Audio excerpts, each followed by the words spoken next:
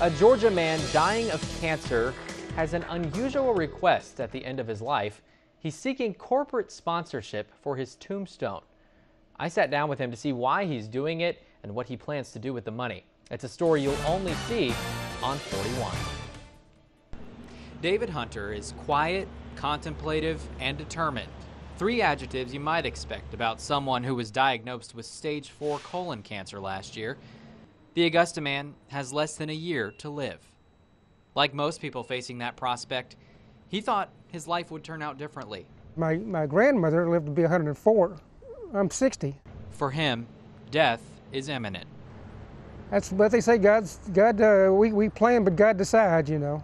And like most people facing death, he has some final wishes. But one of his wishes is unconventional, to say the least. He wants a corporate sponsor for his tombstone. The things on his bucket list that he wants to do cost a lot of money. Maybe a trip to California, or I've never been there. You know, the Grand Canyon or Yellowstone or Chicago, I don't know, Toronto. On top of that, he's waiting to be approved for Medicaid and undergoing rigorous chemotherapy. And money, unfortunately, doesn't grow on trees. So where did he get the idea? Actually, former LA Dodgers executive Tommy Lasorda joked to the LA Times last year about his tombstone. He said, quote, "I've already told my wife that when I do go, I want our home schedule attached to my tombstone. Hey, I love this organization so much, I want to be working for it even after I'm dead." So Hunter took that as a sign and made his own sign. He carried it to the Masters, but didn't get any bites or any attention. He even has a website.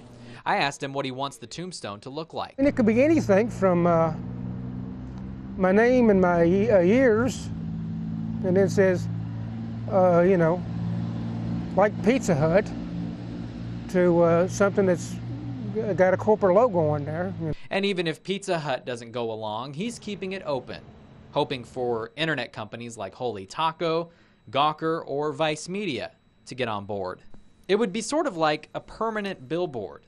Hunter says obviously he'd want payment from the sponsor before he dies. But one-time payment would be enough for me.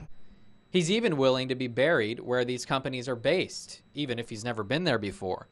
So far, Hunter hasn't heard from any potential sponsors, but he's not giving up hope. I'm keeping it open. I'm just going to let life hit me again and see what happens. It's a dying man's wish, so he can make his other dying wishes come true. In Augusta, Andrew Reeser, 41 NBC News. And David right now is still going through chemo treatments. He says he hopes for a miracle, but if it is the end, he wants to live it up. To help him in his quest for tombstone sponsorship, I've posted a link to his website on our website. Just go to 41NBC.com.